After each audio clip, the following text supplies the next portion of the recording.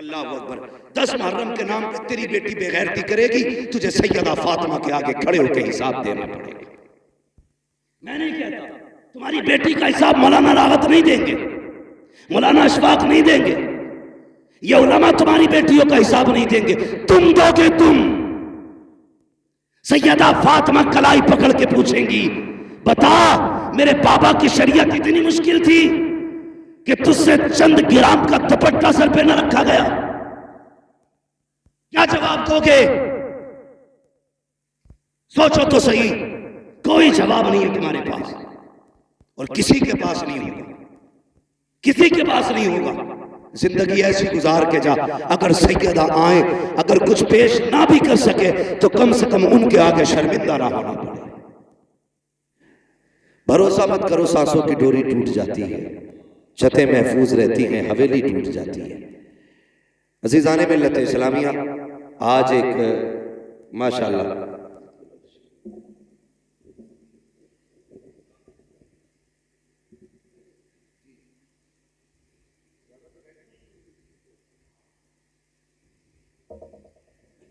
माशाअल्लाह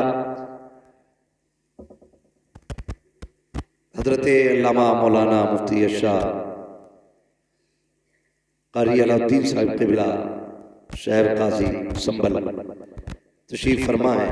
अल्लाह ताला हजरत की उम्र में बेपनाह बरकतें अता फरमाए और इन बुजुर्गों का साया हम सबों के सरों पर तादेर कायम दायम फरमाए। अज़ीज़ाने मिल्लत इस्लामिया, ये जिंदगी बस चंद लम्हों की है। याद रखिए, जितनी अल्लाह ने मुकद्दर की है उतनी ही सांसें आनी है, और जब मौत का वक्त आएगा तो ना आप मौत से एक लम्हे की छुट्टी पा सकते हैं और ना ही मौत से 1 मिनट पहले मर सकते हैं।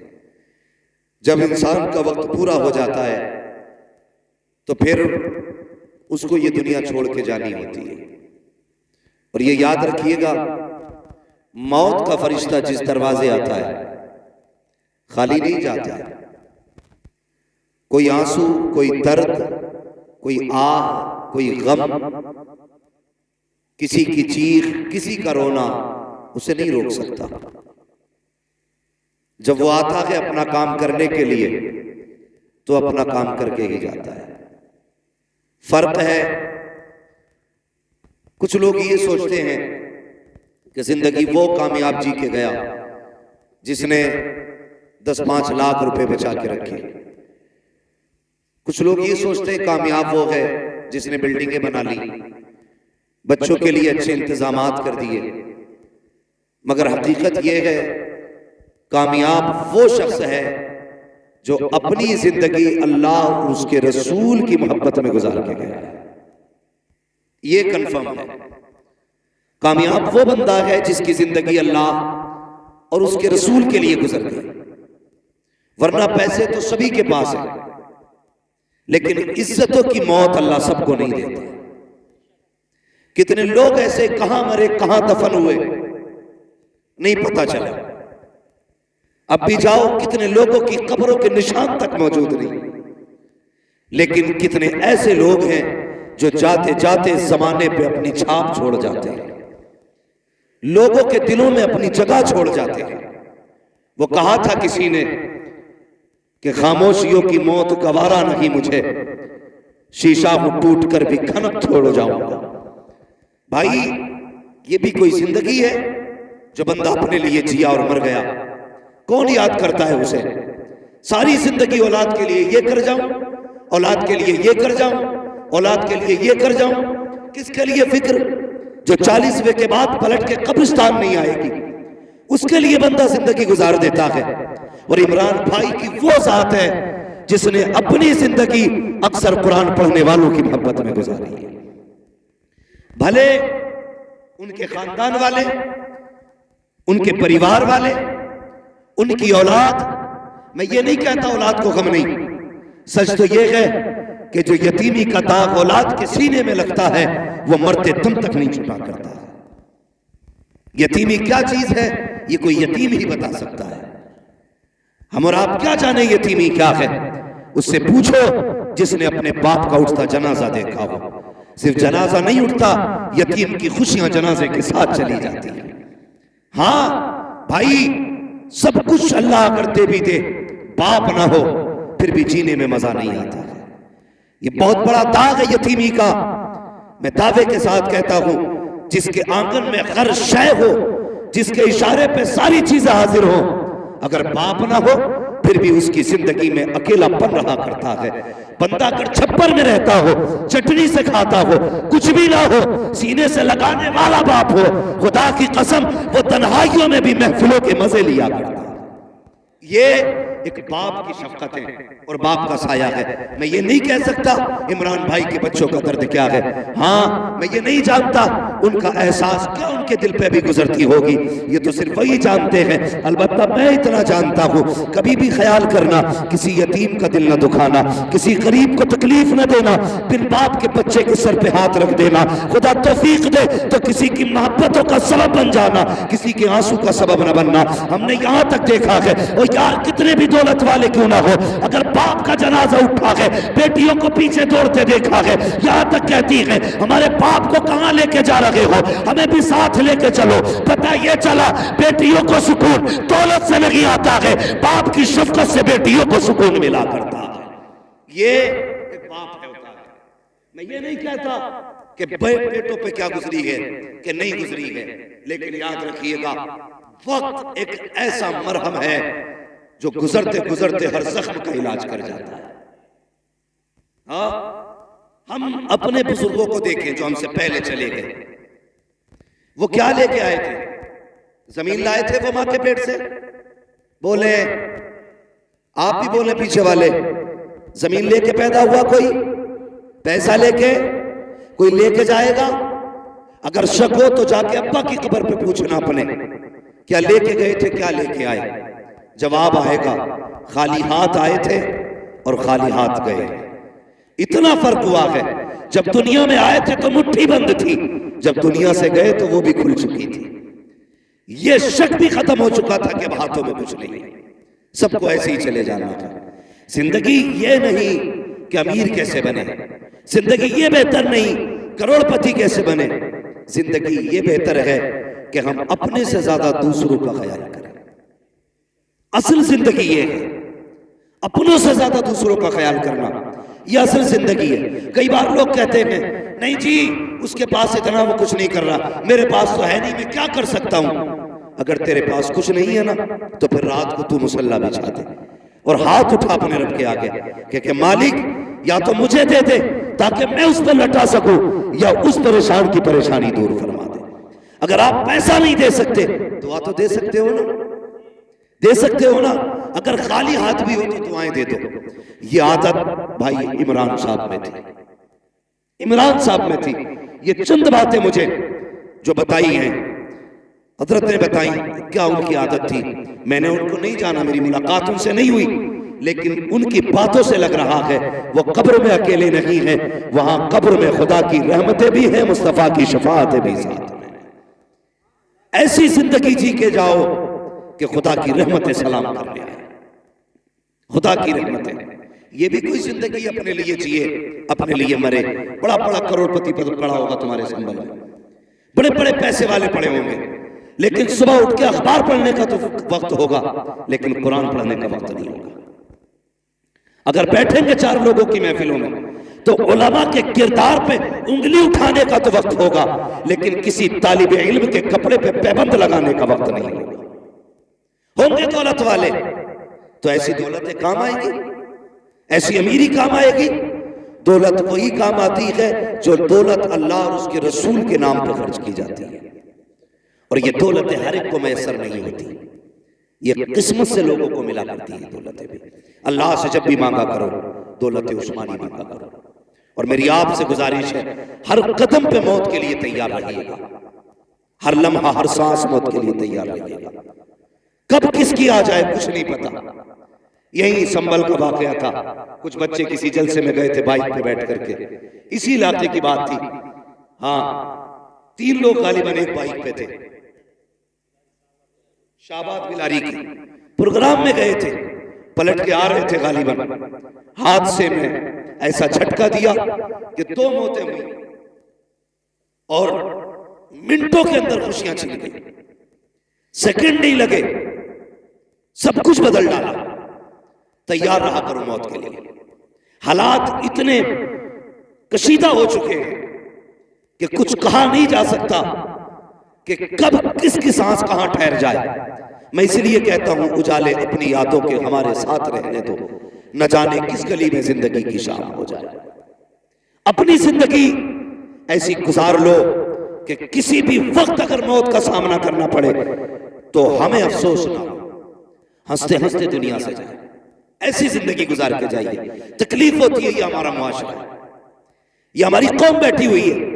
अभी 10 मुहर्रम को गुजरात से पटना जा रहा था, तो पटना एयरपोर्ट से जब निकले, रास्ते में लोग कलमा पढ़ने वाले, टोपियां भी थी, कुछ भांग पिए हुए थे, कुछ नशे में थे और करबला वालों के नाम के नारे लगा रहे थे। शर्म आती है। डॉक्टर इकबाल ने क्या कहा था, यूं तो सैयद भी हो, मिर्जा भी हो, अफगान भी हो, तुम सभी कुछ हो बताओ कि मुसलमान भी। हाँ, अभी तक शराब पी के हुसैन के नाम के नारे लगाने को हम सबसे बड़ी सुन्नियत कह रहे हैं और कुफ्र अपनी चाल चल चुका है। डॉक्टर इकबाल की ये बात याद रखना, न समझोगे तुम मिट जाओगे हिंदी मुसलमानों, तुम्हारी दास्तां तक भी ना होगी दास्तानों में। होश के नाखून लो, बदलो अपने आप को वक्त के साथ, वरना वो दिन दूर नहीं है कोई तुम्हारा नाम लेने वाला नसीब नहीं होगा। इसलिए होश में आने की जरूरत क्या है? सही दीन है, जो सही दीन है उसको तलाश करो, जो सही दीन है उस पर अमल करने की कोशिश करो। उसी भीड़ भाड़ के अंदर जब मैंने शराबियों, नशेड़ियों को हसन हुसैन के नारे लगाते देखा, कितनी बेटियों को बिना दुपट्टे 10 मुहर्रम के नाम पे बाजार का तमाशाई बनते देखा, आंख में आंसू आ गए। मैं सोचने लगा, या अल्लाह, ये कौन सी कौम है आज 10 मुहर्रम के नाम पर बेटियों के सरों पे दुपट्टे नहीं है, इनकी हया नहीं है, इनको गैरत नहीं है। 10 मुहर्रम है क्या? कभी तूने जाना सिर्फ सबील का नाम मुहर्रम नहीं, काले धागे बांधना मुहर्रम नहीं, काले कपड़े पहनना मुहर्रम नहीं। जो बेटियां नंगे सर फिर लगी है, उनके सरों पे चादर डालने का नाम मुहर्रम शरीफ है। कितने लोगों ने बेटियों के सर पे दुपट्टे डाले? नहीं ना। अक्सर देखना मेले के नाम पे यूं, और बेगैरत बाप भी उसी मेले में है, भाई भी उसी मेले में है। शर्म आनी चाहिए। और तू किस हवा में है? तू ऐसी बख्श दी जाएगी, तुझे गैरत तक नहीं आई। मैं सिर्फ इतना पूछना चाहता हूँ, जब इन बेटियों को कब्र में उतारा जाता है, कितना एहतमाम किया जाता है, चारों तरफ से कपड़ा डाल दिया जाता है, ऐलान कर दिया जाता है, दूर रखना, फलां की बेटी कब्र में उतारी जा रही है, पर्दा डाल दिया जाए। मैं पूछना चाहता हूँ,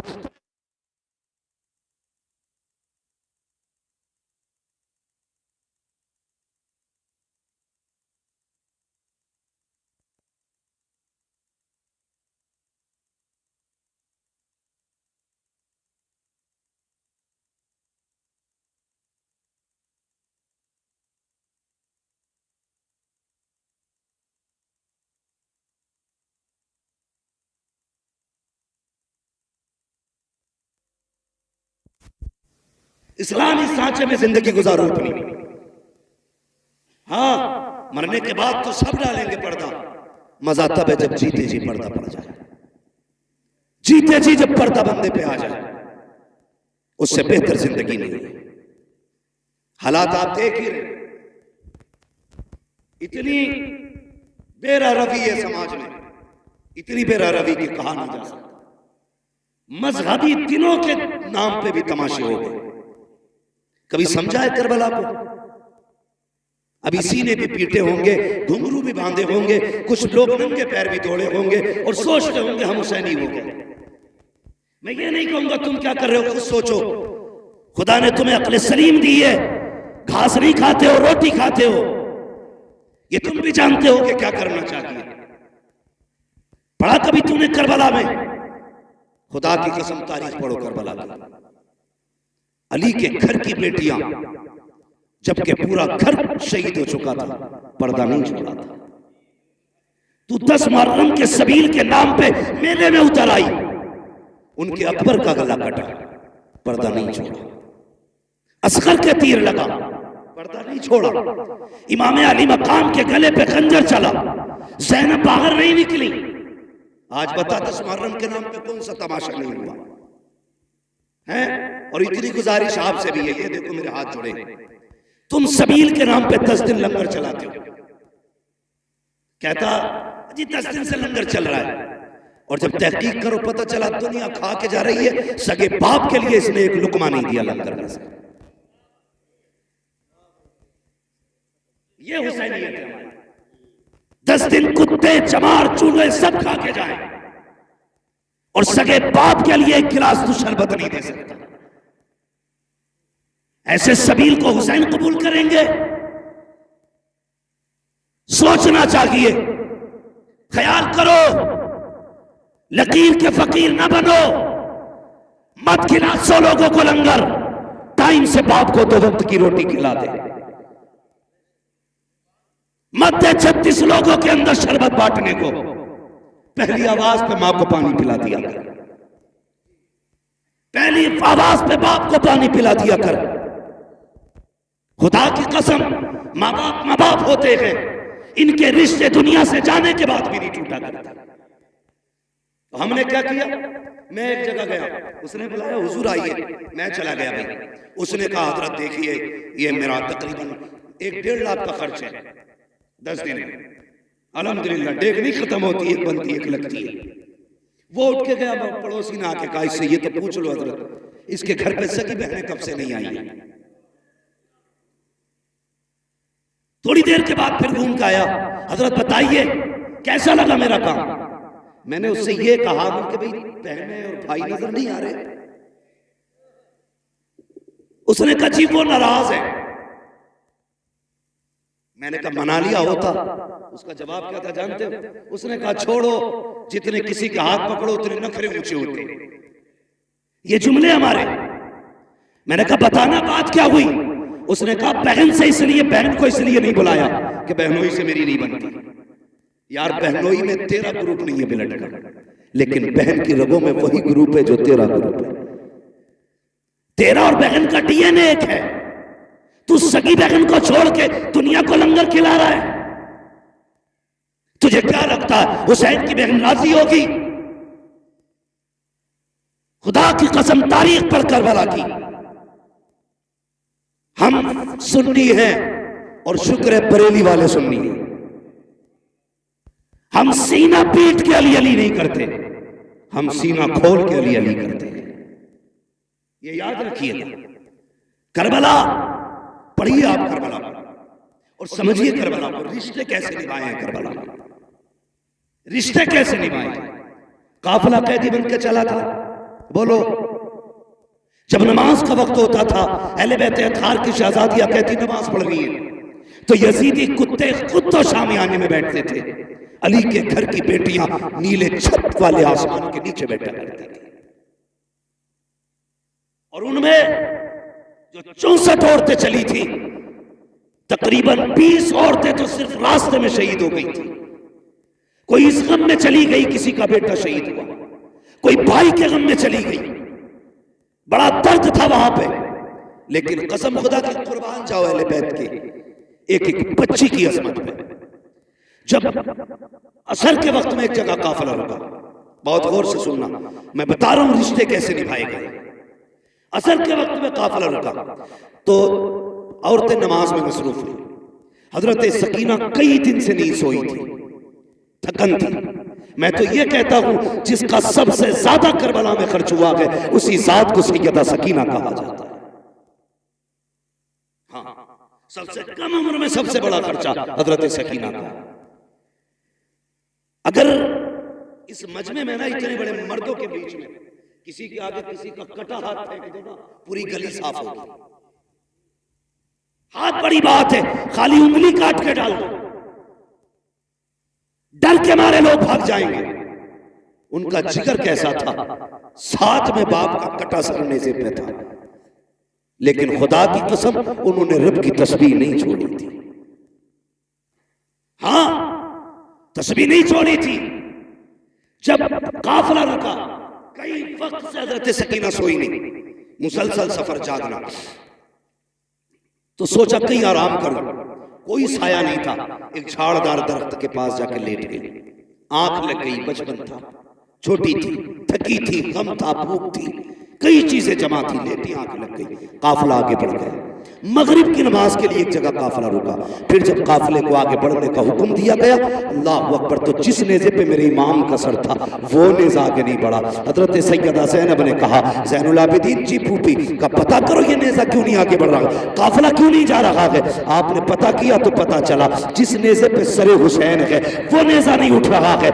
आपने फूफी से कहा, लगता है करबला के मैदान से आने वाले मुसाफिरों में कोई मुसाफिर पीछे रह गया है। कहा किस लिए? का बाबा का सर आगे नहीं जा रहा है। हजरत ज़ैनब ने जब इतना सुना अपनी सवारी से नीचे उतरी और आवाज दी सबको, सबके नाम आए, जवाब आता रहा, लेकिन जब सकीना का नाम आया कोई जवाब नहीं आया। बेकरार हो गई हजरत सकीना के गम में, तलाश करने लगी कहाँ है सकीना, इसलिए कि सकीना वो है जो हुसैन के गले का तावीज है, सकीना वो है जो बाप के सीने पे सर रख के सोती थी। और यार अजीब रिश्ता होता है बाप बेटी के साथ। बाप परदेश चला जाता है, बेटियां रोया करती हैं, बाप आने में देर कर दे बेटियां नाराज होया करती हैं, मगर मेरा हुसैन तो बेटी को आखिरी बार अलविदा कह के गया था। बेटी जानती है सामने बाप का सर कटा है, पता सकीना के जिगर पे क्या गुजरी होगी, लेकिन वो साबिर लोग हैं, शाकिर लोग हैं। उन्होंने कपड़े नहीं फाड़े, बाल नहीं नोचे, सरों पे मिट्टी नहीं डाली थी। कहते थे यार अब जिसमें तू राजी है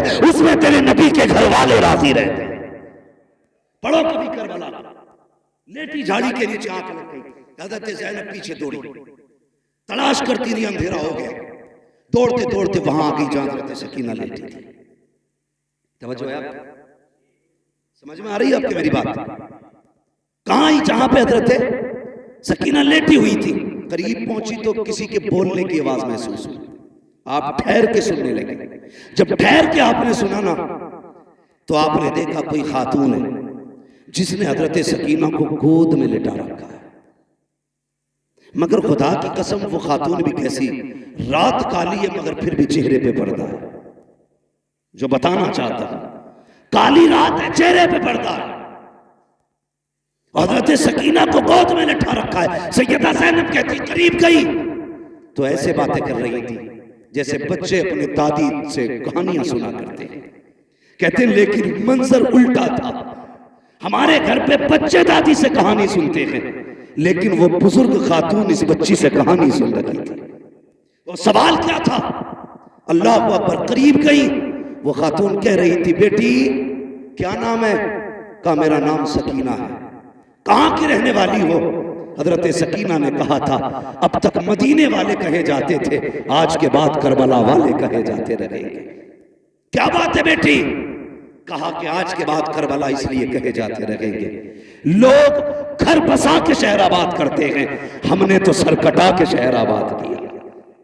क्या कह रही हो? कहा हमने दीन बचाया है नाना का। क्या कीमत दी है?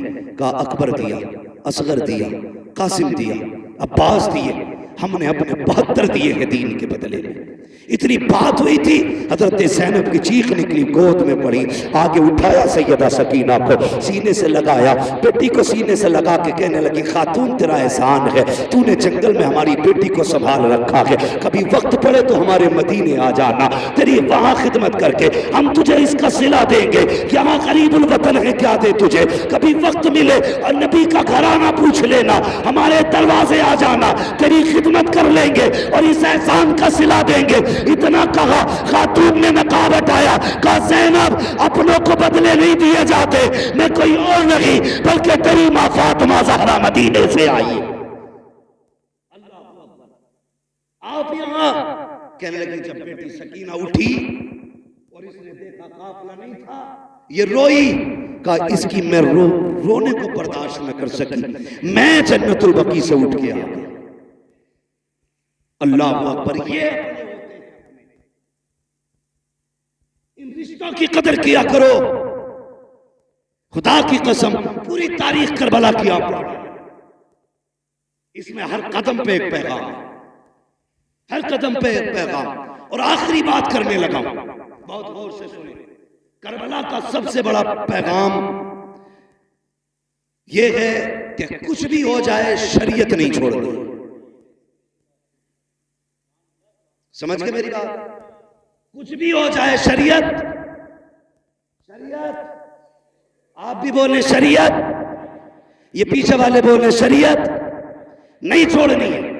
याद रखिएगा, जिंदा हो जाते हैं जो मरते हैं रब के नाम पर। अल्लाह अल्लाह मौत को किसने मसीहा कर दिया? आंखों से नहीं देखा? जिनके नहरे फुरात पे पहरे थे, आज उनके करबला में अते पते नहीं मिलते हैं। जिनके सर काटे गए, आज भी करबला में उनकी हुकूमत के झंडे लहरा रहे हैं। ये मत समझना जो कट जाते हैं वो मिट जाते हैं, जो मार दिए जाते हैं खत्म हो जाते हैं। नहीं, कौन रहेगा ये फैसला रब करेगा, कौन नहीं रहेगा ये फैसला भी रब करेगा। देखो, करबला में मरने वाले, शहीद होने वाले आज भी हैं, और जिन्होंने मारा था उनका पता तक नहीं मिल रहा, पता तक नहीं मिल रहा। मगर याद रखिएगा, कभी समझे, अल्लाह अकबर, 10 मुहर्रम के नाम पर तेरी बेटी बेगैरती करेगी, तुझे सैयदा फातिमा के आगे खड़े होकर हिसाब देना पड़ेगा। मैं नहीं कहता तुम्हारी बेटी का हिसाब मौलाना राहत नहीं देंगे, मौलाना अशफाक नहीं देंगे, ये उलमा तुम्हारी बेटियों का हिसाब नहीं देंगे, तुम दोगे। तुम सैयदा फातिमा कलाई पकड़ के पूछेंगी, बता मेरे बाबा की शरीयत इतनी मुश्किल थी कि तुझसे चंद ग्राम का दुपट्टा सर पे न रखा गया? क्या जवाब दोगे? सोचो तो सही, कोई जवाब नहीं है तुम्हारे पास, और किसी के पास नहीं होगा, किसी के पास नहीं होगा। जिंदगी ऐसी गुजार के जा, अगर सैयदा आए, अगर कुछ पेश ना भी कर सके तो कम से कम उनके आगे शर्मिंदा ना होना पड़े, शर्मिंदा ना होना पड़े। एक रिवायत मिलती है किताब में, अहले बैत अताहर की चादरें खींची गई, छीनी गई, है किताब में, लेकिन मेरा इश्क कबूल नहीं। मैं अपनी बात करता, मेरा इश्क कबूल नहीं करता। क्यों? इसलिए कि हजरत राबिया बसरिया बेटी नहीं है हुजूर की, हुजूर की बेटी की कनीज है, गुलाम है उनके दर की। सो रही रात में चोर आ गया, उसने चादर खींचने के लिए हाथ बढ़ाया। आज तो पैसे की चोरी होती है, उस वक्त कफन तक लोग चुराते थे। हाँ? आज तो 10-5 हजार उल्टा चोर चुराने के लिए खर्च कर लेता, 10-5 खर्च करके 10-5 लाख चुरा लेता है ना, चुक्का डालना जैसे कहते हैं। तो ये सिस्टम आज होता है, लेकिन पहले कपड़ा ही मिल गया, बड़ी बात। राबिया बसरिया सो रही, चोर आया, हाथ बढ़ाया, आंखों के आगे अंधेरा, डर के छोड़ दिया, फिर हाथ बढ़ाया, फिर छोड़ दिया, 3 बार किया, 4थी बार हाथ बढ़ाना चाहता था, आवाज आई, नादान देख नहीं रहा, राबिया बसरिया सो रही है मगर इसका खुदा जाग रहा है, खुदा जाग रहा है, कोई चादर नहीं छीन सकता। ओ भाई मुझे बता, अगर राबिया की चादर रब नहीं छीनने देता तो अली की बेटी की चादर कैसे छीनने दे सकता? जबकि उनकी इज्जत और उनकी तहारत की हिफाजत का जिम्मा मेरे रब ने लिया। हाँ, खुदा की कसम, पढ़ो ना करबला को, जब यजीद के दरबार में हज़रत सकीना गई, कौन, कितनी उम्र थी? सारे बोले कितनी? हाँ बोल दो भाई, आप भी कितनी? 7 साल। कम से कम सुन्नियों को उनके बारे में तो पता रहता ही है सभी। अब मुझे डाउट हो रहा थोड़ा सा, कितनी उम्र थी? आगे वाले बोले 7 साल। 7 भी है, 4.25 साल भी है, अलग अलग तारीख है, ठीक है जी। 7 साल भी माना तो ये कोई इतनी बड़ी उम्र नहीं है जिसमें औरतें पैरों तक पर्दा लटका के चले। हमारे यहाँ बचपन ही तो है 7 साल। यजीद के दरबार में जब खड़ा किया गया, उस वक्त हजरत सकीना के गले में रस्सी थी। यजीद ने ये पूछा, कौन है ये?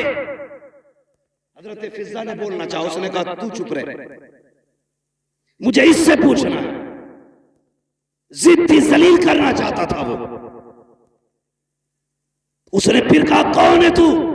हजरत सकीना की कोई आवाज नहीं निकली। कहा ये बोलती क्यों नहीं? इमाम ज़ैनुल आबिदीन ने कहा जालिम, ये बोले कैसे? इस बच्ची के गले में जो रस्सी है ना, इसका फंदा इतना टाइट है कि आवाज नहीं निकल पा रही। अगर बात करनी है इससे तो कम से कम रस्सी तो ढीली कर। एक ही यजीदी आगे रस्सी खोलने बढ़ा, सुनना प्यारे तेरी बेटी बाजार में कहां कहां ना गई, कितने मर्दों से बाजू टकराए, कितनों के हाथ लगे, कितनों की नजरें पड़ी हैं। देख अपनी बेटी को और देख हुसैन की बेटी को। एक ही यजीदी गले का फंदा ढीला करने के लिए आगे बढ़ा, दौड़ लगाई, इमाम ज़ैनुल आबिदीन के कदमों से लिपट गई। उसने कहा ये कैसी बच्ची है, अपने गले का फंदा ढीला नहीं करने देती। इमाम ज़ैनुल आबिदीन ने तड़प के कहा था, ओ जालिम तू नहीं जानता ये अली के घर की बेटी है, ये मर तो सकती है, किसी गैर का हाथ इसके बदन को लग जाए गवारा नहीं कर सकती। ये अली के घर की गैर, उनके घर की बच्ची की ये हया है, और तेरी 18 साल की बिगड़ गई। हाँ, सिर्फ सबील पी लेना ये सुन्नियत नहीं है, खिचड़े खा लेना सुन्नियत नहीं है। तेरी बेटी देखने में कनीज़े फातिमा ज़हरा नजर आए, ये सबसे बड़ी सुन्नियत है। हाँ, 10 मुहर्रम आए तो काले कपड़े न पहन, धागे न लपेट, ढोलक न लटका, जैसी पहली मुहर्रम का चांद नजर आए तेरे घर से कुरान की तिलावत की आवाज आनी चाहिए। करेंगे इंशाअल्लाह ऐसा, सारे बोलो इंशाअल्लाह। और मैं इस पर भी बहस नहीं करूंगा कौन कुरान पढ़ता कौन ढोल बजाता। मैं तो ये दुआ करूंगा जो ढोल बजाते हैं उनका हश्र ढोल वालों के साथ हो, जो कुरान पढ़ते हैं उनका हश्र कुरान वालों के साथ। अब तेरी मर्जी है कौन सा अमल देता है। चले थोड़ा तवज्जो है आप लोगों की, बातें कड़वी है, मेरी तकरीर तबे यार को बेचैन करती है, सबब क्या है वही कहता हूं जो दिल पर गुजरती है। दिल दुखता है, मौत की तैयारी करो, मरने की तैयारी करो, इससे पहले कि कोई कहे अच्छा हुआ बेगैरती चली गई मोहल्ले की। ऐसी जिंदगी गुजार के जब लोग रो के कहे बड़ा अफसोस है दीन का सुतून चला गया, दीन का मजबूत खंबा चला गया, दीनदारों का सहारा चला गया। ऐसी जिंदगी गुजार के जा, फिर देख तू बाद में आएगा मदीने वाला तेरी कब्र में पहले आ जाएगा।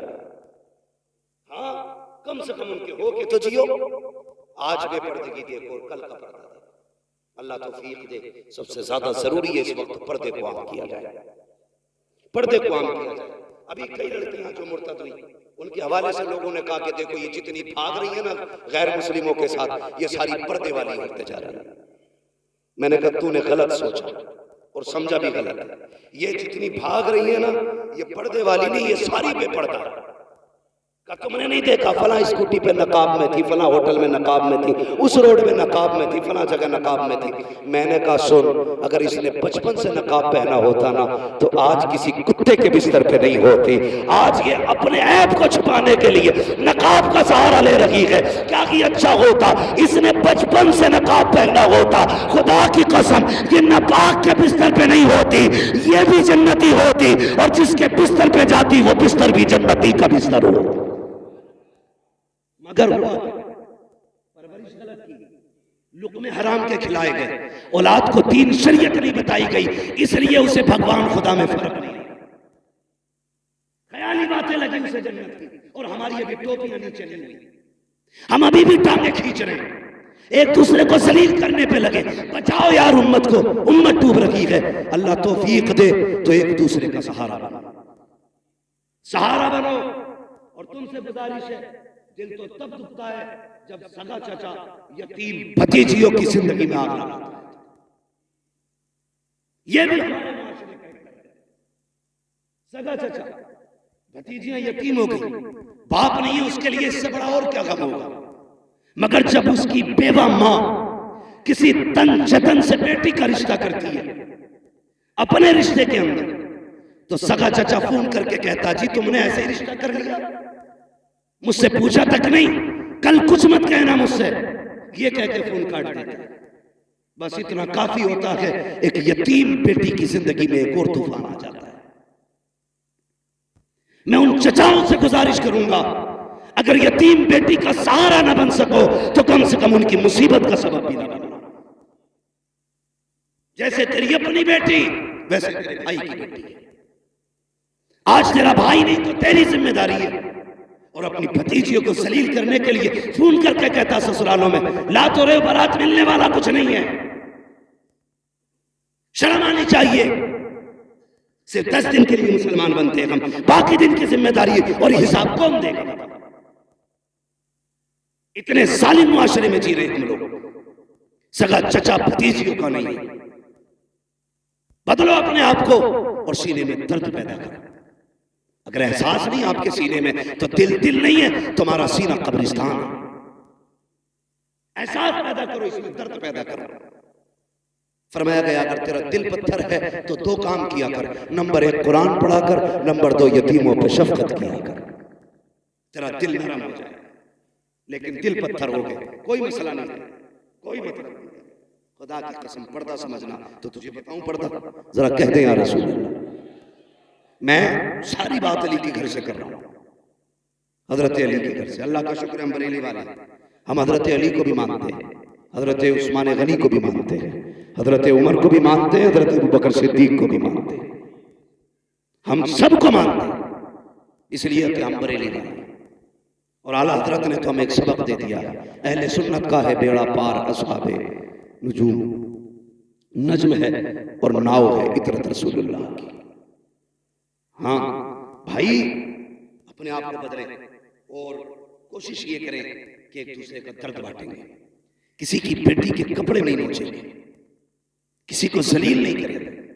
अगर मदद ना भी कर सकते तो किसी से खुशियां नहीं छीनेंगे। किसी को यतीम देखा करो, शुक्र अदा किया करो और अपनी बच्ची समझ के उसके सर पे हाथ रखा करो। ये सोचा करो इसकी जगह पे मेरी बेटी भी तो हो सकती थी, भाई की जगह पे मैं भी तो कब्र में हो सकता था। कभी भी यतीम भतीजियों को अपनी बेटियों से अलग न समझना, क्योंकि हमारे दीन ने हमें क्या कहा? फरमाया अगर बाप नहीं है और तू चाहता बाप की खिदमत का अल्लाह तुझे सवाब दे, फरमाया फिर चचा की खिदमत किया कर। रब ने बाप के कायम मकाम चचा को रखा है, तो फिर चचा की जिम्मेदारी नहीं है भतीजियों का ख्याल रखे? बोलो है कि नहीं? जिम्मेदारी है ना फिर चचा की कि भतीजियों का वो ख्याल रखे, पर्दा दे के। अल्लाह अकबर। ये करबला शरीफ का सफर मुकम्मल जब हुआ था तो इसकी जब वो नापी गई ना लंबाई, तो मुअर्रिखीन ने तहकीक की तो 5600 मील मसाफत बनी है इसकी। 5600 मील, इतना लंबा सफर सैयदा ज़ैनब ने किया, अली की बेटी ने। और यार खाली चल के नहीं आई है, दुखड़े रो के नहीं आई है, सफर करती आई है, कुरान पढ़ती आई है।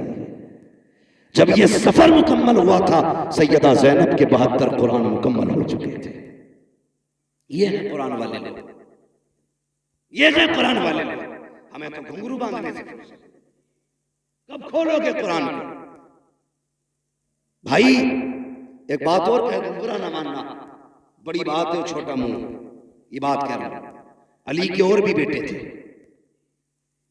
लेकिन नेज़े पे कुरान सिर्फ हुसैन ने पढ़ा। और भी बेटे थे, अली के सारे बेटे शान वाले, हाँ हजरत अली के सारे बेटे शान वाले, लेकिन नेज़े पे कुरान हुसैन ने पढ़ा।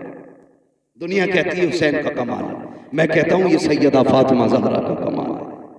इसलिए कि उन्होंने बच्चों की परवरिश ही ऐसी की थी कि झुलाती थी तब कुरान सुनाती थी, दूध पिलाती थी तब कुरान सुनाती थी। एक एक लम्हा कुरान सुना के गुजारा। जब उन्होंने बचपन में माँ की गोद से कुरान सुना था तभी तो नेज़े पे चढ़ के कुरान पढ़ के सुनाया था। आज माए ड्रामे देख के बच्चे पाल रही है, तो बच्चे क्या डांस करेंगे मुहर्रम के नाम पे, तमाशे करेंगे सुन्नियत के नाम पे। वो बच्चे बेगैरत हैं जो अपने दीन को नहीं समझते, उसका मजाक बनाते। वो माए कामयाब माए नहीं है जो अपने बच्चों को दीन और शरीयत की तालीम न दे सके।